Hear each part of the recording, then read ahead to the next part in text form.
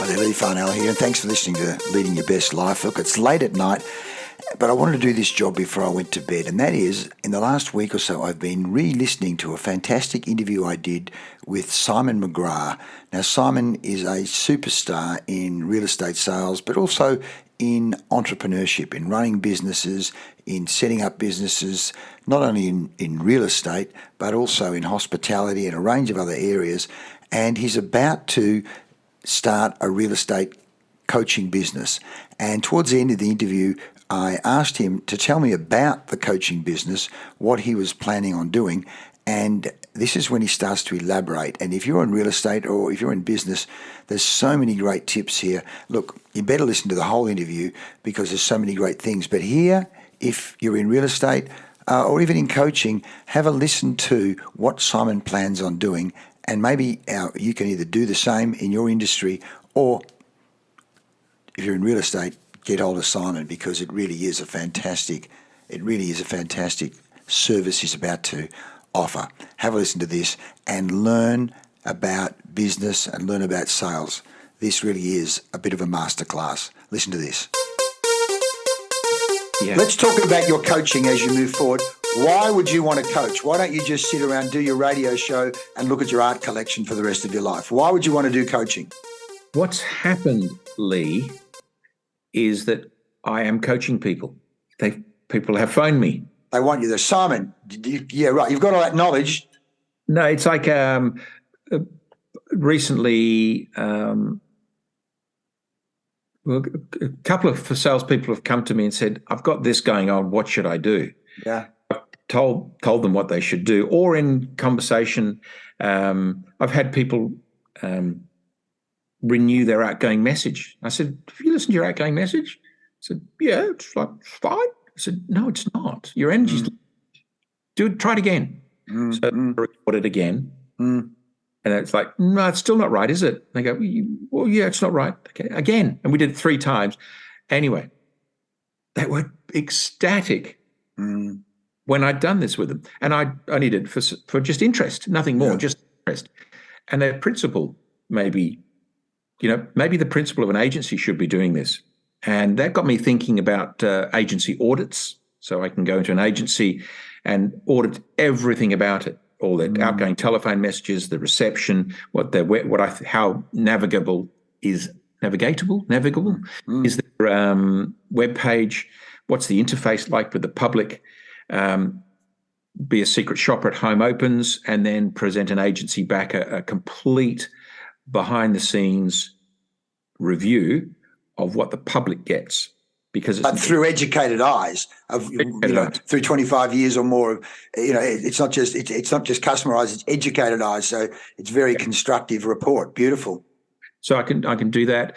Also, and I've spent hundreds of thousands of dollars on self-improvement and courses, and that I've been to Hawaii with Robert Kiyosaki and those guys. It's like I've spent a lot of time and a lot of money in alternative spaces doing things through naivety and inquiry, through interest. I'm honestly interested in what makes people tick and why we tick. And so I bring that to the table is important.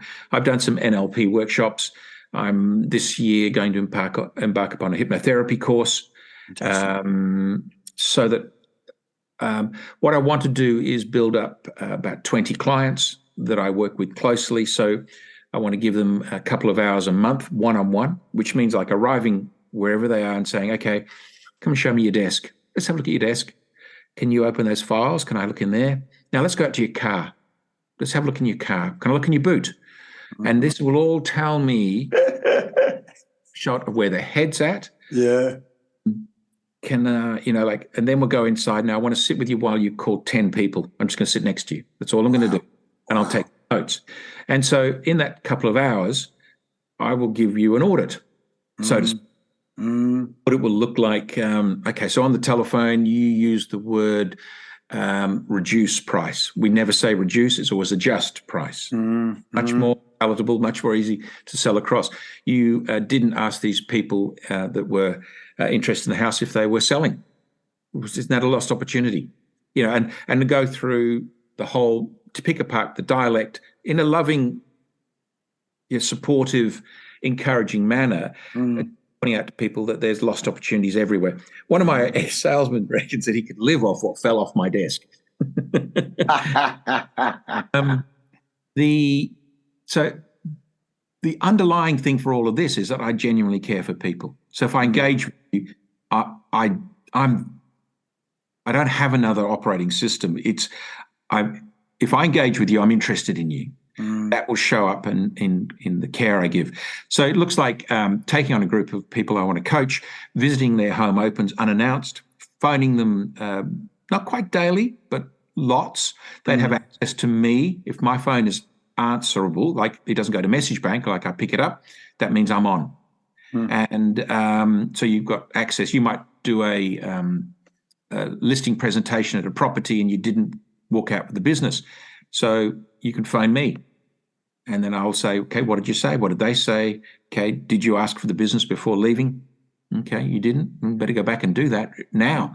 And if you'd asked for the business, how did you ask for the business? What did you say? And so this is where I actually shine the most, or I've been told I shine the most, is in dialogue, is in guiding people to a place that they actually want to be, but doing it in such a manner that they thought it was their idea. Beautiful shepherding, mate. Yeah, beautiful. It's actually closing gates.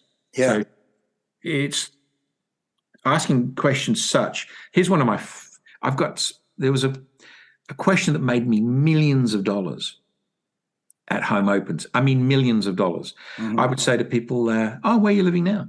Just as casually as that. Oh, I'm in South Perth. They go, oh, really? South Perth? I love that place. What street? Because really the person who's generally most sensitive about these questions is the person asking them, the person receiving the question. So if you can get over the sensitivity, like, oh, I can't ask that, you can make tremendous headway in a small amount of time. I go, I'd ask people if they had a house, and then I'd say, will you be keeping that house? Which is actually reverse of saying, do you need to sell? Much flattering to ask somebody if they will be keeping this house, even though they're looking at buying another one. Yes. Back in my heart, 99% of the time, I know they've got to sell it. Of course. I'm asking if they're going to keep it. And people would then go, oh, no, we've got to sell. Funny that. And then I do something which is really cheesy.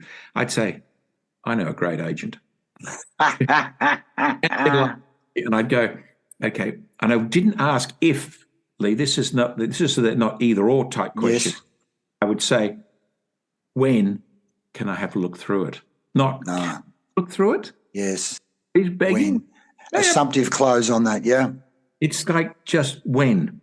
Is tomorrow good for you? Is it these are assumptive questions, but they're still questions, so they're still dignified. Absolutely, mate. Absolutely. No, we call it strategic questioning. And, of course, as you say, it's conscious strategic questioning. You're well aware, and in NLP call it syntax, what is the order in which I ask those questions and the way I structure them. And, of course, the average untrained person or doesn't want to be conscious doesn't think any of this is important. But, in fact, the athlete or the A-grade performer knows very well that conscious strategic questioning, context, I call it a system we call POMVIC, which essentially is mainly business-to-business sales, but it works in real estate too. But giving people a scaffold and a structure so that they're consciously asking strategic questions that's leading. And, of course, we talk about buying state facilitation.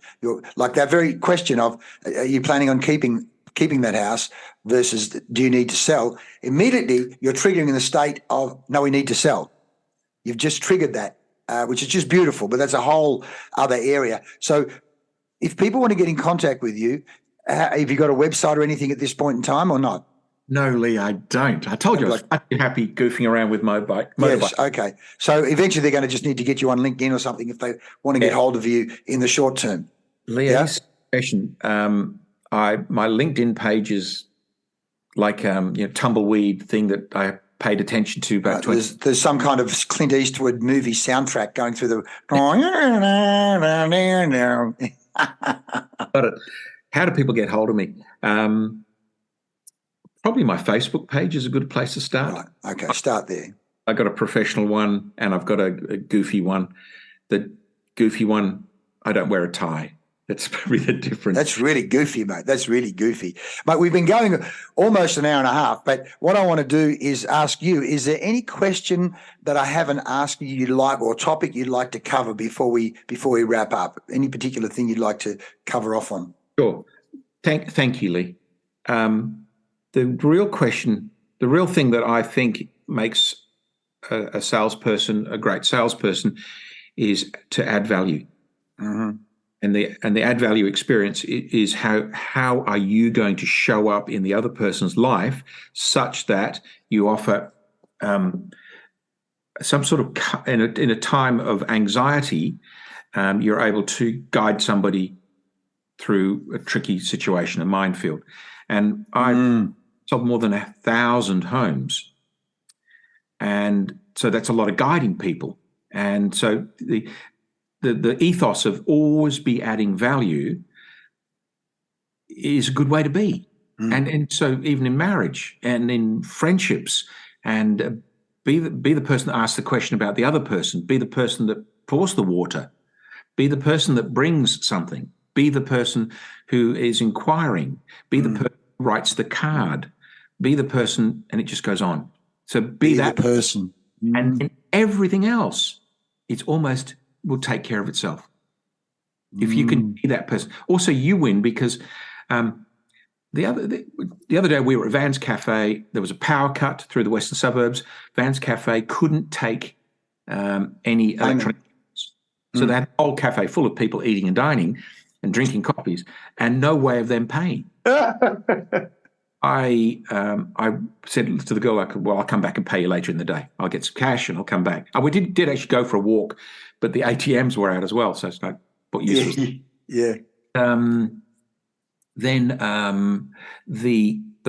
about 3 weeks later, we were back at Van's for a coffee in the morning. And the point I'm going to make is, Marianne, my wife, said, did you pay them the money? I said, no, I haven't. She said, you're going to pay them. And I jokingly said, no, they don't need my money. And like this. Anyway, I walked up to the counter and I said to the girl, 2 coffees for today and 2 coffees from about 3 weeks ago when you had no power. And she went, my God, thank you. That was not about them needing the money. Nothing. It was about me affirming that I'm a person of integrity. This actually mattered more to me. Yes. $9 for the coffee was an investment in me, not, they didn't need my $9. I'm sure they'd like it. Yeah. Again, but it was about me cleansing, washing me, making sure that I was whole and wholesome and intact. Yes. I didn't have a little chink in my persona somewhere which says, hey, you're that guy that ripped off Vans, inside. Yes. No one knows this. Yes. Entirely an internal dialogue, and the importance of me was to me to pay them, to Absolutely. make sure I wasn't that other guy. Well, the metaphysics, as you say, it's $9, but it's 909,000 and 90,000 in terms of weight and vibration and, metaphysical debt, if you know what I mean. Yeah. I also, and my wife's huge on this, we also pick up litter. Yes. We pick up litter all the time. And I'm pretty good at it. I won't pick up tissues and things like that. But, bottles, bottle caps, yes. cigarettes, all of that stuff. We go for a walk. We bring back all this stuff to put in the bin. That the walk is not changed. And the purpose of the walk is not changed. It's just, if you walk past that piece of litter, yes, you're condoning littering. Yes. And they say the weed you walk by is the weed that grows. And as you say, what are you reinforcing in terms of accepting lower standards? And even there's that affirmation, I'm helping make a difference. I'm cleaning up the world. I'm not going to walk past something that's unacceptable. Yeah. Recently, my bride of 20 plus summers, and I went to the Rushes for a film, an environmental film, and they needed people to put in money. So we went to watch The Rushes, and it was a film on native forests. And since then, the West Australian government has declared that they're going to cease logging in old growth and native forests. And I was movement made a contribution. So we were sitting in the audience. The lady who's the director of the film, Jane Hammond, would mention that they needed to raise another $170,000 seed capital, get the film up and running. And I won't tell you the amount that Mary Ellen and I needed to put in that film, but it was significant enough to make us, we were called the producers of the film today. So it's a significant chunk of money. But the conversation was between Mary Ellen and I was that we would die with money in the bank, but we might die without black cockatoos in the sky. And I couldn't let that conscionably, my conscience wouldn't allow me to at least contribute in some sense to try to save black cockatoos. We did the same with she's produced now 2 films, Black Cockatoo Crisis, which is winning awards all over the world. And the previous one was Cry for the Forests, which is about logging in the southwest. And anyway, and that brought about the change with the McGowan government at the time, and they ceased logging. And I cried, openly wept that that announcement came over the radio. We didn't know. No one was going to tell us that this was going to happen. So it was no off. It was just announced. And we started all phone each other, and I was, like, wow. That's amazing. A quick story, Jeff, and it's like you never. And the message I want to give is you may never be aware of the impact of your presence. Okay, so you may not know this, but it does have an impact. This is what Buckminster Fuller went on about. Now, just as Margaret Thatcher said that her greatest achievement was John Major and New Labour. That's Margaret Thatcher thought of New Labour and John Major. And one of my greatest achievements was I sponsored the first screening of Cry for the Forests at the Windsor Theatre. There were 400 people there, and I spoke to them beforehand. This is a film about logging in the southwest. There was a guy in the audience who I'd invited, and his name is Jeff Bremer. And Jeff Bremer is a engineering professor. He's Dutch, and he likes to win arguments. And now he's fighting Alcoa for the mining of bauxite mining in a Darling Escarpment. And because they want to mine next to our drinking water supply. Incredible. Unbelievable. And chop down hundreds of years of growth in Jarrah forest. Just bad luck that bauxite grows underneath, Jarrah trees grow on bauxite. They like it. So that's one of my greatest achievements, was to let loose that crazy Dutchman on Alcoa. Well, as you know, so Buckminster Fuller introduced it, and Money and you introduced us to the concept of precession, the precessional force. You move in one direction, but you're creating waves at right angles that often you can't predict. And so you doing that screening precessionally has set this fellow off. And as we say, often the benefit is to the shareholders in New York somewhere at the expense of the ecosystem over here. And as I talked to you the other day, my good friend Greg Campbell with his book Total Reset, bringing us to realise, the Aboriginal, the First Nations people that looked after this place for 65,000 years with a light footprint, or in fact no footprint. And here we are 200 years in. And if we draw the line straight with people like Alcoa and others, we won't be around for another 100, let alone 65,000. It's not as sustainable, but the word sustainability to them is, well, let's just destroy the forest, dig a big hole, and then fill it up with whatever, maybe later on. I mean, I'm sure they'll argue to the contrary. But, mate, there's so many great things we've spoken about here. As you say, adding value, heart-driven business, being the best version of you, the Twin Peaks salad, that point of difference, that standout. Be the person who, the 2 Rolls Royces, you're doing such a marvellous job in that negotiation, the power of silence and negotiation. It goes on, and I've got it all here. I'm going to do another podcast just on the points I've made here. The power and the education of small business. Just that one deal alone of you get 1/3 share of anything you create from this point onwards is such a beautiful, simple, powerful formula in terms of, as the Chinese have a proverb, do not forget to give the wing to the person who gives you the whole chicken. And you mean, you know, it's a beautiful piece.